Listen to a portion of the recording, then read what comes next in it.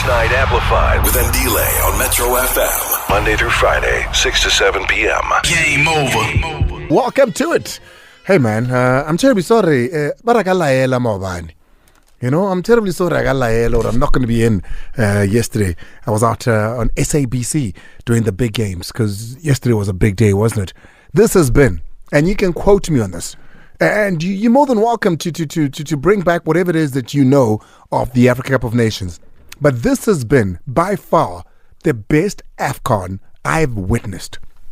It'll never come close to 1996, because for me, there was the introduction of AFCON that was us winning it, right? From an experience point of view, from a nostalgia point of view, 96 will always top it. But from a footballing point of view, organizational point of view, broadcast point of view, I mean, what the SABC Sport has done in this broadcasting of this has been absolutely breathtakingly amazing. All round, the best AFCON in history. You can quote me on that. You're more than welcome. Let's have that conversation if you feel otherwise. We're allowed to do that on this show. It's 9 after the hour 6. Thank you so much for joining us and welcome. We'll speak a little bit of AFCON because what happened yesterday is we saw a team that doesn't garner a lot of sympathy from South Africans, Ghana, out of the AFCON. But it was just the spectacular way in which they crashed out, number one. Number two, the drama that ensued thereafter. The journalist, and not the public, because this is happening in Cote d'Ivoire, the journalist saying to the Ghanaians, no, hold on, listen, we're not happy with your performance. This bus is not leaving. And then they went and stood in front of the bus and they had things to say. So we'll go to one of those guys that was there standing in front of the bus and we'll find out what it is that they wanted from the Ghanaian players as well as the association and the coach and everybody that was on that bus that wasn't allowed to leave the stadium after Ghana crashed out of the AFCON. And then there's a small matter of the host nation, Cote d'Ivoire. As we stand right now, Cote d'Ivoire are safe, they're cool, they're going through, right? That is because they topped the chart on the best third loser or the best third in every group. But that's before the matches today and tomorrow will be played. If you ask me, sitting with 3 points and a -3, they're going to crash out as well as soon as the matches are concerned, play.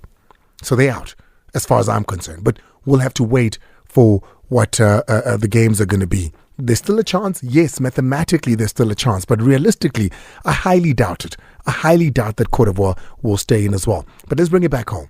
Because we're going to be doing that. We're going to be going to Cote d'Ivoire, speaking to a Ghanaian journalist, speaking to an Ivorian journalist as well. But let's bring it back home because what drama is unfolding as far as Moroka Swallows Football Club is concerned. There's going to be breaking news that you're going to be hearing today on what's happened so far. We're going to be speaking to the lawyer that represents Moroka Swallows, and they'll tell us exactly what is the club's thinking, what they are doing, and who, is it just the 22, has been fired and released from Swallows. Furthermore, it's the same lawyer. It's the same lawyer who represents Royal AM. Royal AM is trending today, of course, because yet another FIFA ban, Nascimento this time around, who's not a South African international, of course, so he can go to FIFA and say, hey, I am disgruntled, and there's a ruling. So we'll go and find out exactly what this ruling means for Royal AM. Two clubs not having a great time at the moment, Moroka Swallows as well as Royal AM. And Thobejane is going to be the man that's going to be speaking to us on both of those. But first up is the president of the South African Football Players Union, who's going to be speaking to us about the players that have been released. Where do they stand? They had what is it? It was a press conference, yeah? They had a press conference a little bit earlier today that SAFPU speaking on the matter of Swallows and their players. So we'll start there before we then move it along. Sports Night Amplified with Andile on Metro FM. Monday through Friday, 6 to 7 p.m. It's exactly 12 after the hour 6 on the Mighty Metro FM. Please allow me to ask a colleague in the business here. It's the president first, right? Huh? We have the president first. Ncube Thobejane joins us now, president of SAFPU. Ncube, thank you so much for joining us and welcome. Thank you for having us, and let me say hi to your listeners. I don't have much time with you, so I'm going to go straight into it. You held a press conference this afternoon. What was it about? So we just wanted to clarify the position of where we are. You know that there have been that leaked documents on the decision on the chairperson of the hearing between the players and Moroka Swallows, where he is recommending that 22 players should be dismissed with immediate effect. We must say that we have noted that. We have written the letter to Swallows requesting a decision on that, because what is important there, Andile, Swallows must either accept or reject the recommendations by the chairperson, because what will that do once we get that decision? It will tell us how to proceed on this particular matter, because we know that we need to, should the players be dismissed, we'll go straight to the dispute resolution chamber to deal with the aftermath of the players being kicked out of the game. So that's where we are. And we wanted to highlight this particular point because where we sit, this was done hastily in the first instance. They rushed. But after they getting the outcome from the chairperson, they are not doing anything about, thereby holding the players at ransom. Sorry, Thobejane, I just want to get clarity on that. So they went into the dispute resolution, of course, and then they came out with what the chairperson said is that dismissal. And you're saying they're sitting on that. They're not saying anything to the players. They have not communicated to the players as to what the decision is going to be. Is that what you're saying? No, that's what I'm saying. Remember, we represented the players. And did you represent all the players, the entire squad, or a certain number? No, we represented the 22 players. And what needed to happen was that Swallows is supposed to inform the players through us to say this is where we are, firstly, can do that. And we can also speak to send the letters to the players to say, in terms of the outcome of this, we are endorsing the decision as it were. And we will then be able to take it from there. But from where we sit, the players cannot move at this point. They cannot refer the matter, they cannot seek recourse, and that's where fundamentally the problem lies. So basically, what you are saying and what you're wanting is to say make a decision then, because the players have not been dismissed. You know what the outcomes of the DCO is, but they have not been dismissed. So you're coming in is to say they're in limbo. Please assist with the decision. Am I understanding you? You're understanding us very well, but we must just understand this part, that this was an internal process. And internal processes by their very nature, they are conducted by the club. The club appoints the chairperson. They would probably brief the chairperson as to what they want. And these players, because we must not remove Swallows from this, it is Swallows that requested these players to say, please, we are asking for dismissal of these players. All right? And that's exactly what he said. This is after the players would have been charged on the issues of the refusal to play the match, not attending the game, also bringing the league into disrepute. Because we argued against those particular issues. And what is the argument against those? Because I mean, those are big charges that have been put on the players. You've just labeled them, all three of those huge charges that have been labeled on the players. What is the counter argument to that? Andile, we reject the notion that the player embarked on an illegal strike. When you look at the Labour Relations Act, Andile, it's very clear. You can go, your listeners can go to Schedule 8, which talks about what needs to happen. First and foremost, the club was supposed, if there was anything like a strike, the club was supposed to have given an ultimatum. They were supposed to inform the organization to say on the 12th, 13th, and 14th that they claimed there was a strike, and on the 26th, respectively, they were supposed to have informed the union to say, we are on strike as things stand. The players are threatening to go on strike, and therefore, what needs to happen? Then we need to put them into those terms to say, what now, you need to go back to work and this and that. And we can confirm that on the 12th, 13th, and 14th, players at work. It is not true that they do. But part 6 of that schedule. So there was never a strike. The players never boycotted training. They never said we're not playing. No, they never said that. Andile, you would know better, and I think a lot of your listeners who follow football, they know that there is no player that would just elect or select himself to go play a particular game. When you go for camp, let's say those who go to camp, they'll have about 20 players going to camp. You need to issue their names. The club cannot even tell you who refused what. They actually just concocted those things. And I can tell you why they did that. Let me ask you this then, Thobejane, and I want you to tell me why they did that, but I want to ask you something. You can tell us now, I'm sure as it is, there was a payment dispute between the players and Swallows. Am I correct? No, absolutely. And not only this time, the players have been playing the games without being paid. For how long? It's been going on for quite a long time, Andile. What's a long time? Possibly. Yeah, that's what I'm getting at, Andile.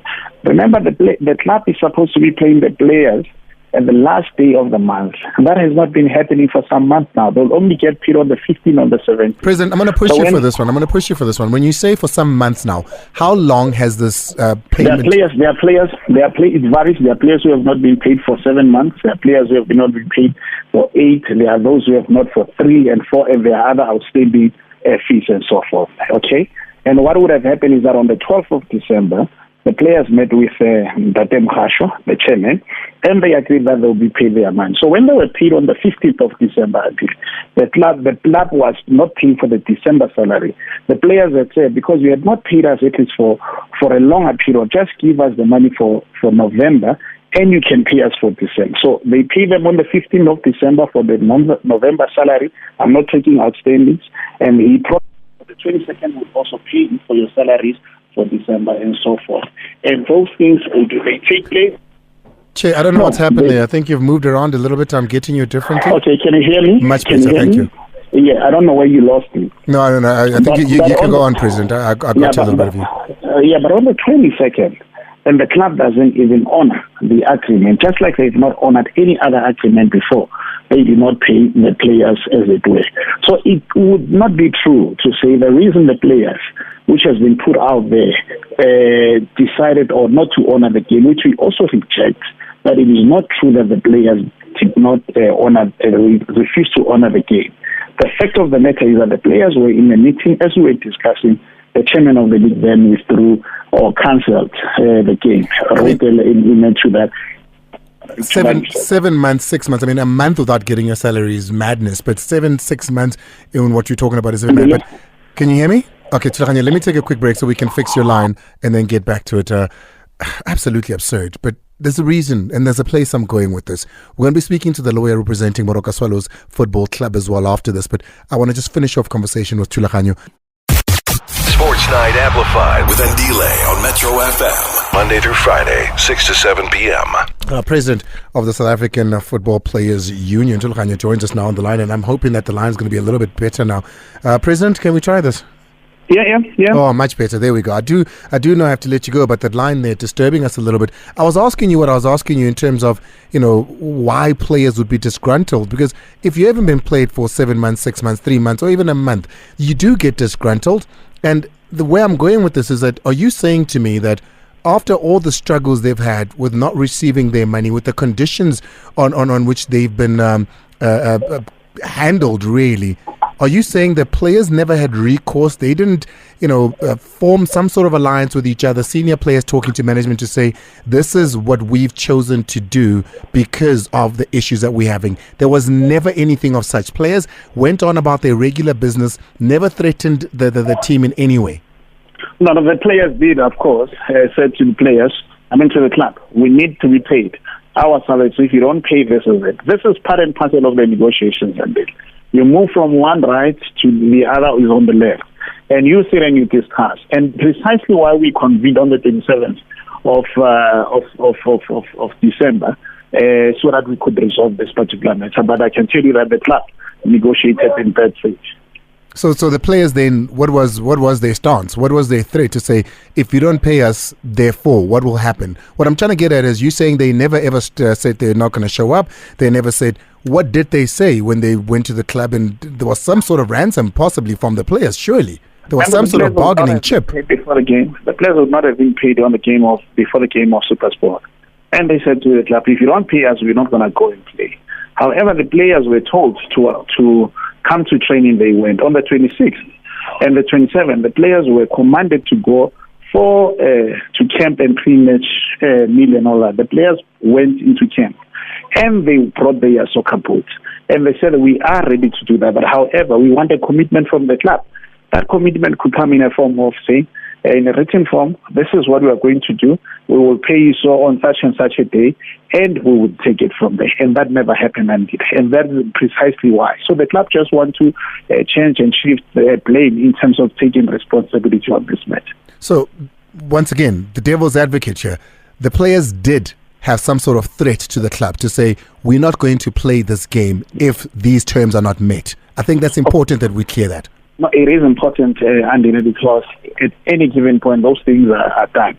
It was the responsibility of the club to come with a counter offer in terms of what needs to happen. So it was not a unilateral decision. The club did not come with a counter offer, and that's how it all ended. Instead of coming with a counter offer, they just cancelled the game. One wonders then, your wish is to say, hey guys, make a decision here. What do you want with the players? So if Swallows come back and say the 22 players that you're representing, plus the other ones that are all individually represented by their own lawyers, they're no longer wanted here. They can go, your 22 players, thank you very much. Then what? I'm just asking the President, you're saying all you want from Swallows is a commitment either way to say, what decision are you making? Make a decision on these players. Once that decision is made and they say, we're releasing the 22 players, then what? What is the recourse of the players? What is the action then taken by SAFPU?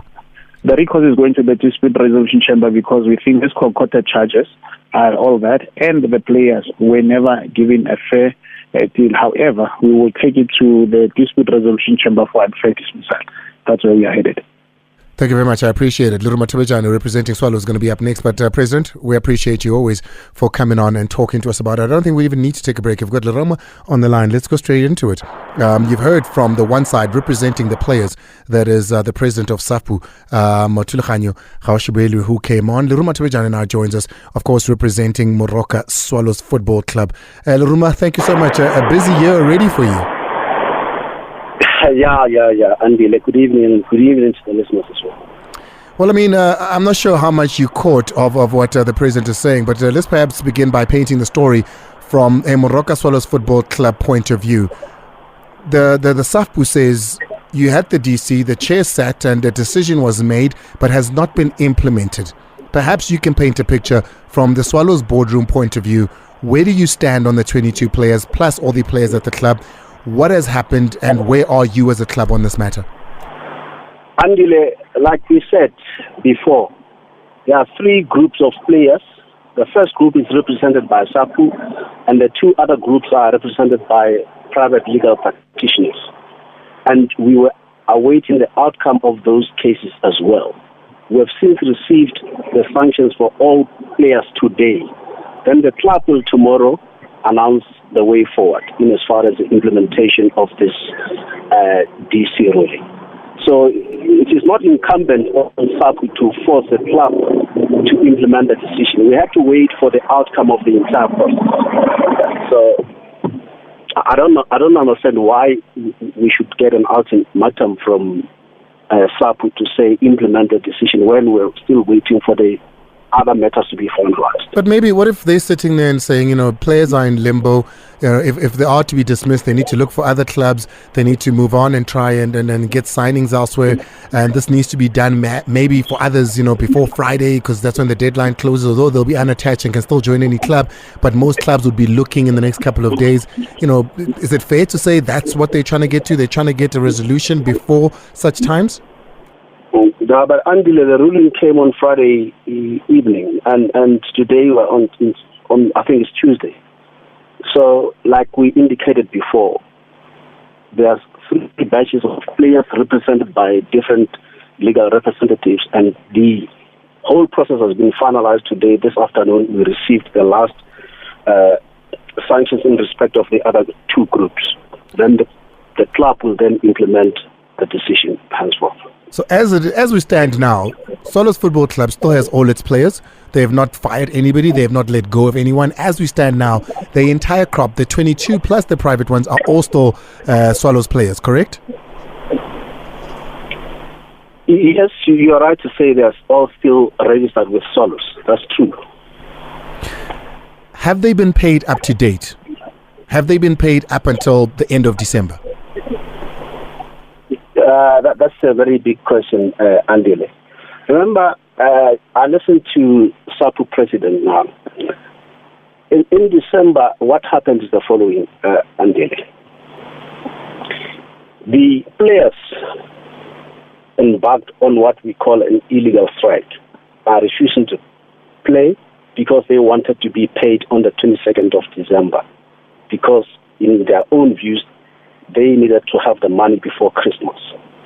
Their contracts provide that you shall be paid as players on the last business day of the month.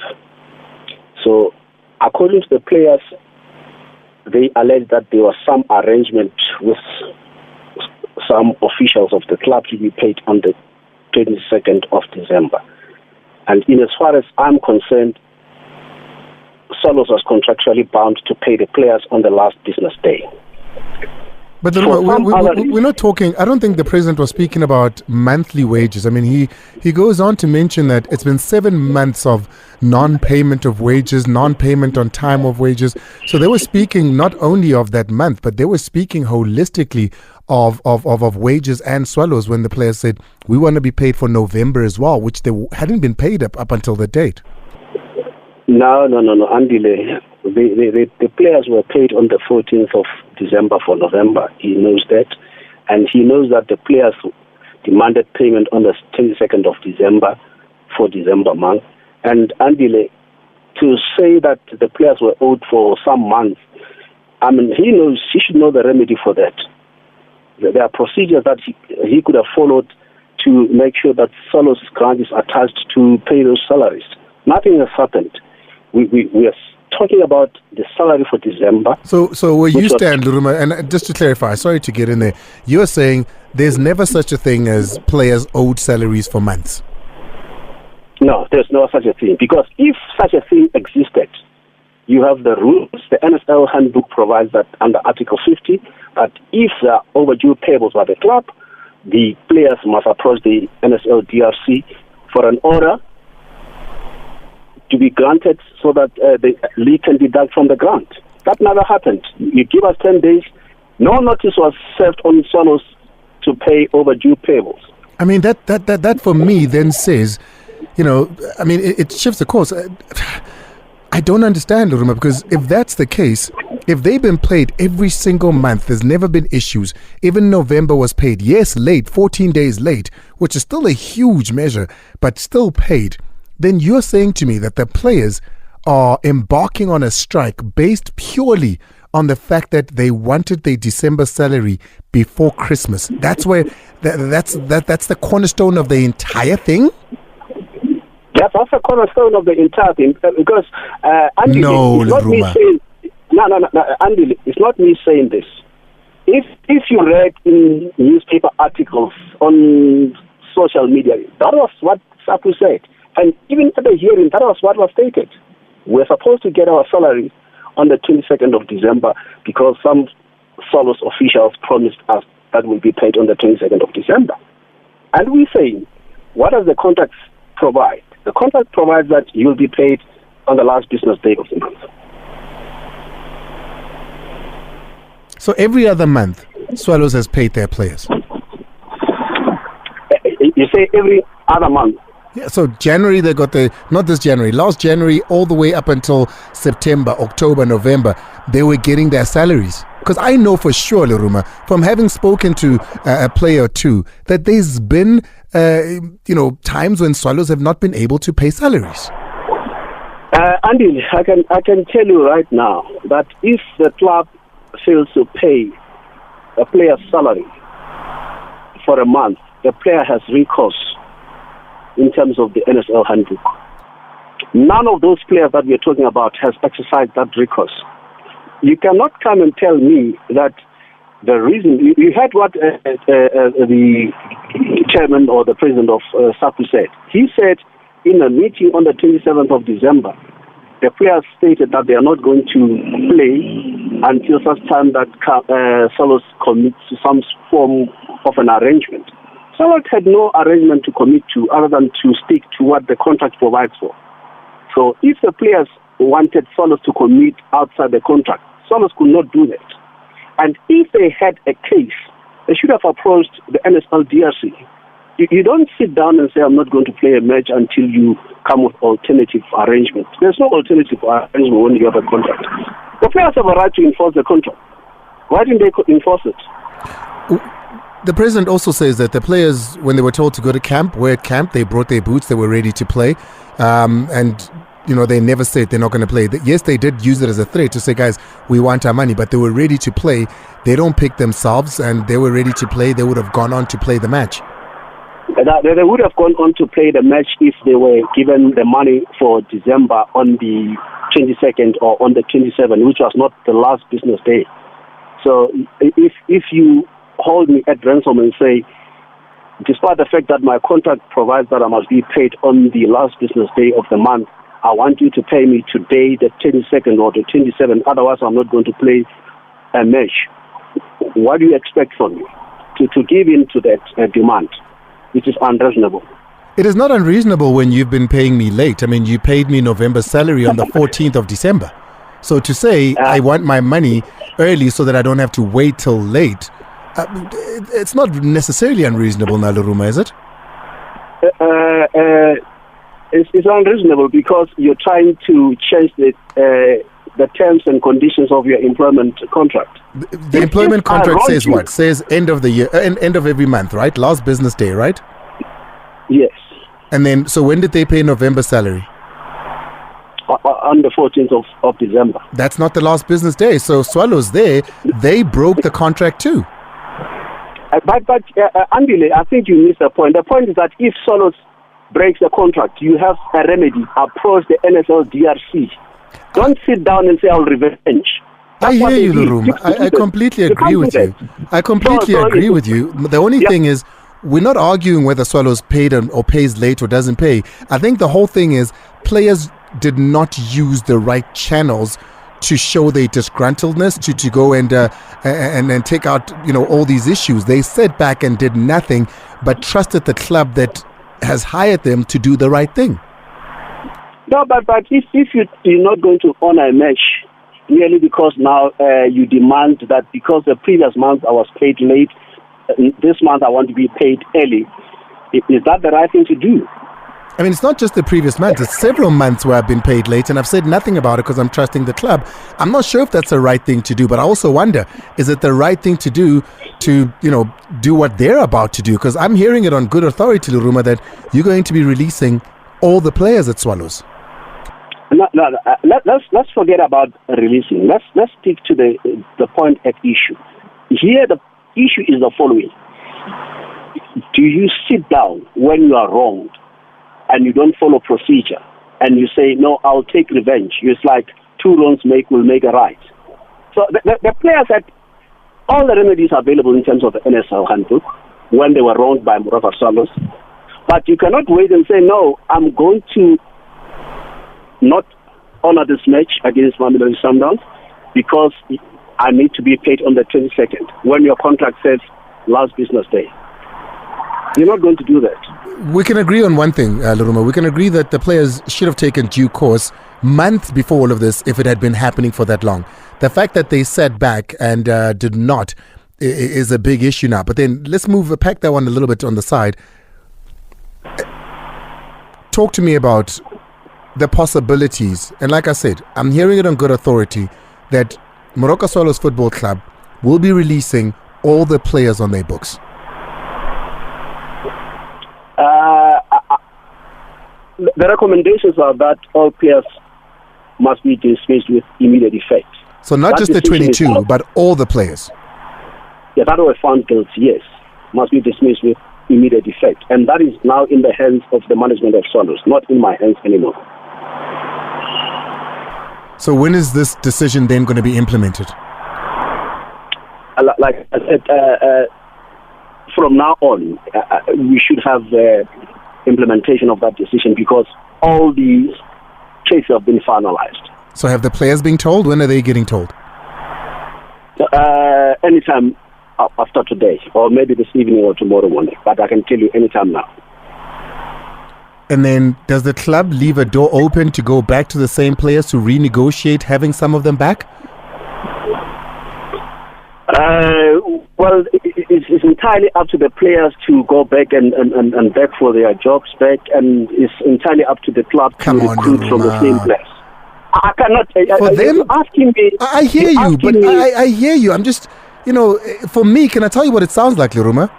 For me, yes. and I mean, you're a legal man with legal opinions and factual opinions, so perhaps you can just listen to this and nod and smile. But it sounds to me like a heavy players' pay bill at the end of every month is a big headache for Swallows. So what Swallows is going to do is relieve all their players, contractually get out of these contracts so they can beg for their jobs back, and Swallows can renegotiate those salaries way less than what they had in the first place. That's what it sounds like. No, Andile, I think you're wrong there. I think I don't want to tell you. I think you are wrong there. Correct me, because I don't want to think like that. It will be sad to think like that. And I think what you're saying is the following: Swallows will want to take all the players back at the reduced salary. Not all of them, but whoever it is that they decide that they want to keep. No. That's not the. I can tell you now. That's not Swallows' intention. What is Swallows' intention? Swallows' intention is to implement the ruling of the DC. And if they have to go out and recruit new players, they'll recruit new players. I've got a feeling we're going to see a lot of the current players that have been released coming back as well. I just wonder what their contracts are going to look like. Leruma, if you can, please spare us some time tomorrow so we can speak about the other matter. You've been a busy man. You've been a very busy man. Royal AM is another matter that we need to speak to you about. If you could please allow us to do that tomorrow.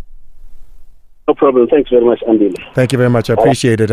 Listen, I don't know what you make. That is my thoughts.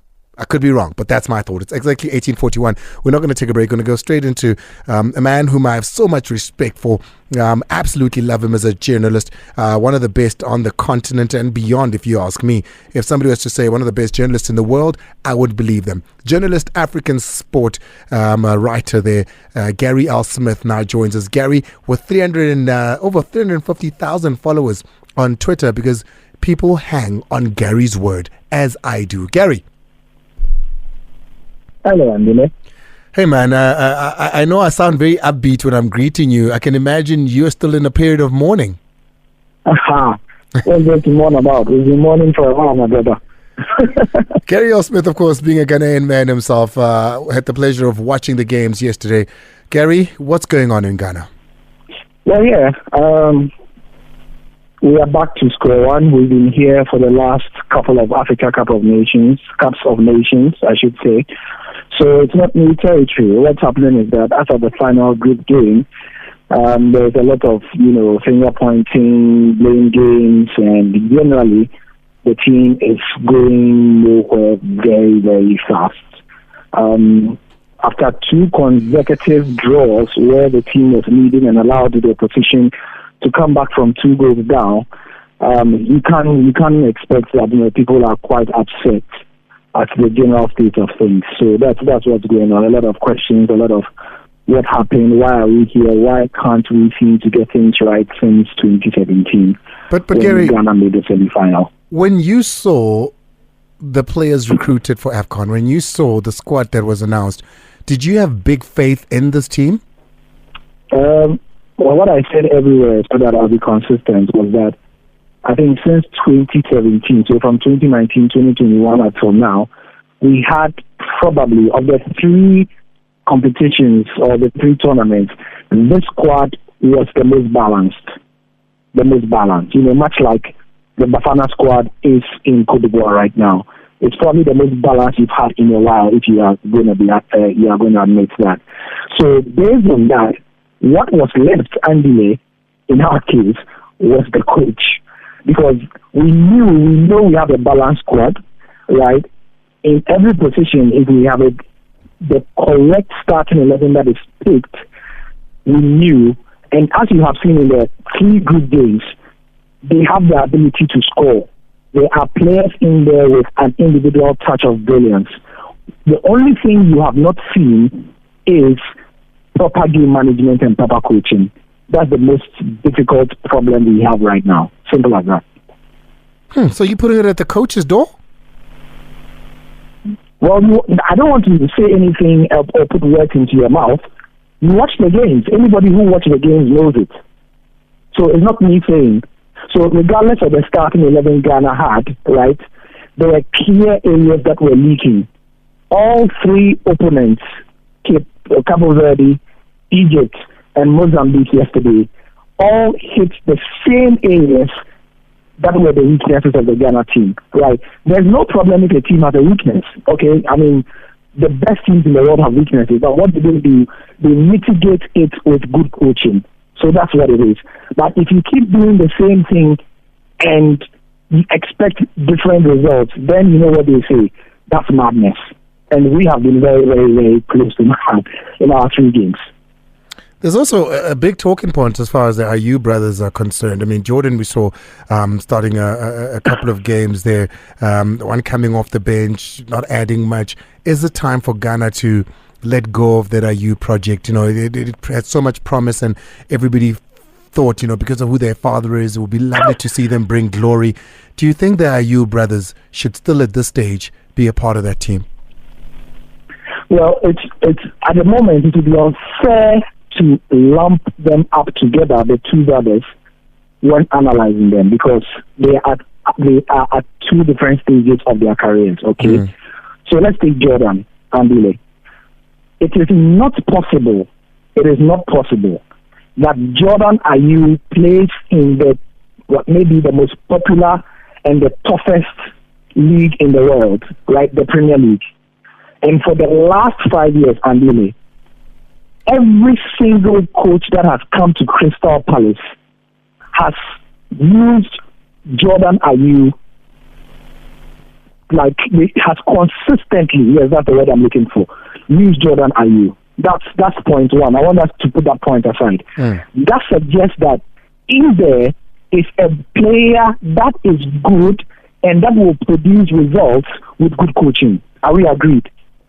The Premier League is one of the most superior leagues in the world. Okay? Are we agreed? Okay. I'm with you. They have had about 6, Crystal Palace have had about 6 different coaches in the last 5 years, or 7 different coaches. From Patrick Vieira to Roy Hodgson to anybody, every single one of them that comes in uses Jordan Ayew, and he has delivered for them.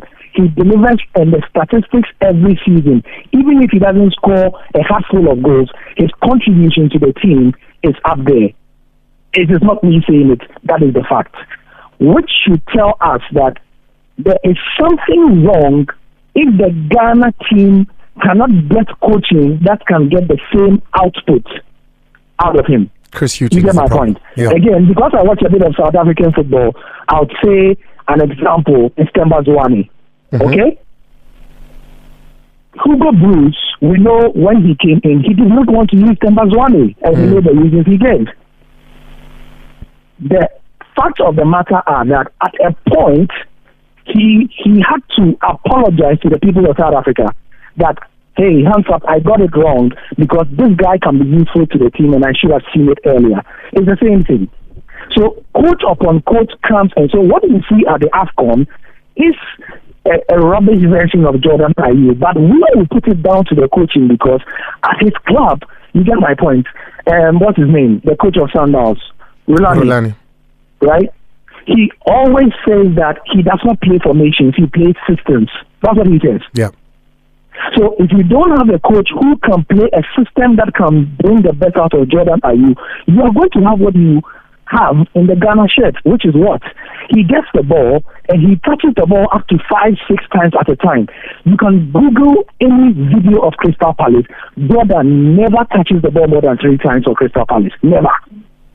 Never, ever. That's because, you know what I'm saying? What about Andre Ayew then?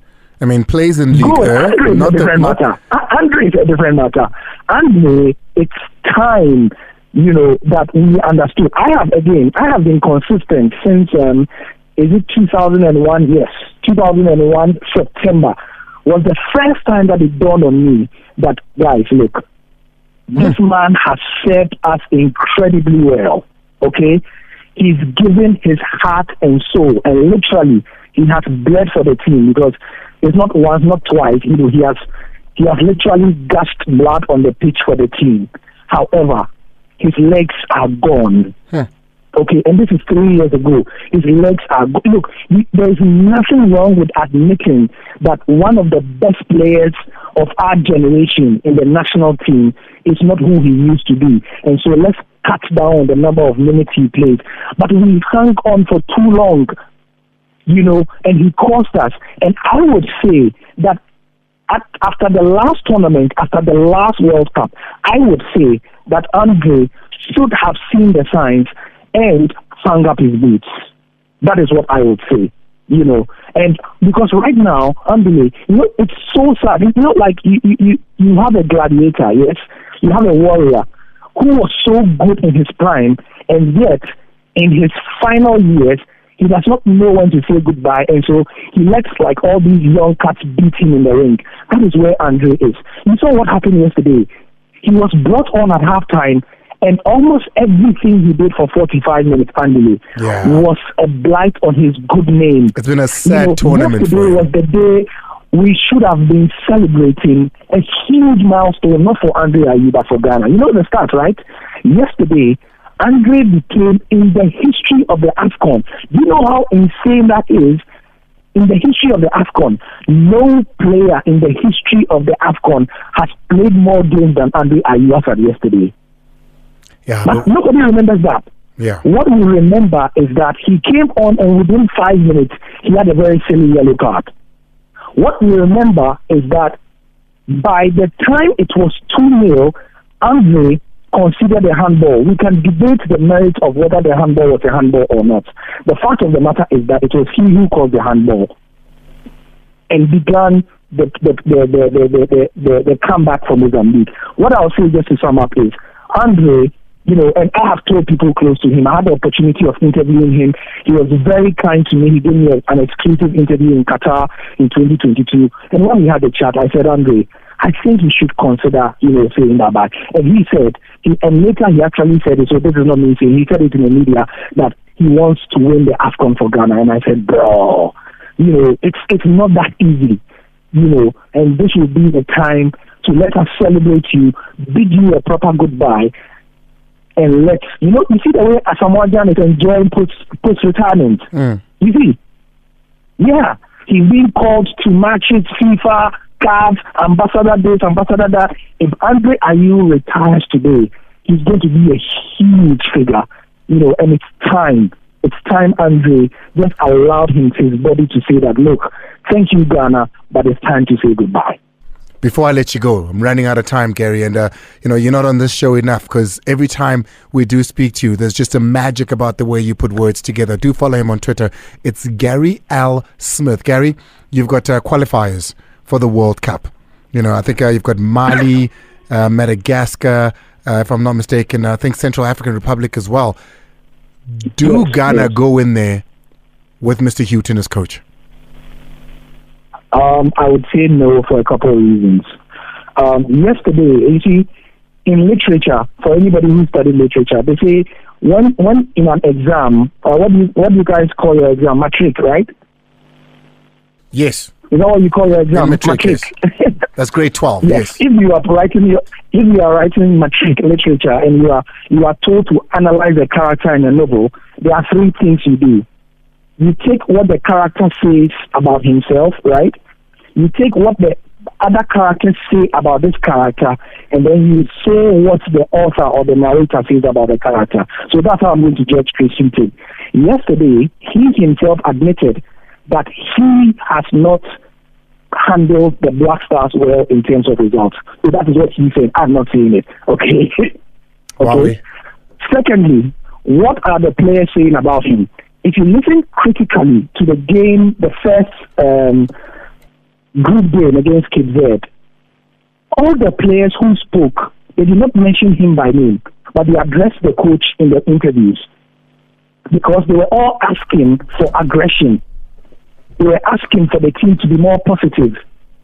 Who takes those decisions? It's the coach. You know what I'm saying?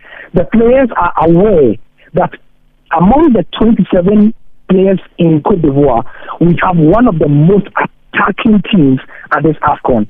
If the shackles will be removed. Unfortunately, Chris Houghton is a coach that most of your your listeners will know about because, he coached in the biggest league in the world, Brighton and all that. He's a very defensive coach. That is him by nature. We thought that having come to Ghana and played for the national team and not having to play week in, week out, where you have to get results and all that, he would play attacking football. Unfortunately, it does not look like the Leopard will change its spots. And so that's why I would say Christensen may be more harm than good for us, and so it is probably time to change again. As much as I would have wanted continuity, because Andile, I have to admit, one of the biggest problems of the Ghana team is that we have been chopping and changing coaches too many. We've done 4 coaches in the last 3 years or the last 4 years. That's too many. Or 5 coaches in the last 4 years. That's too many.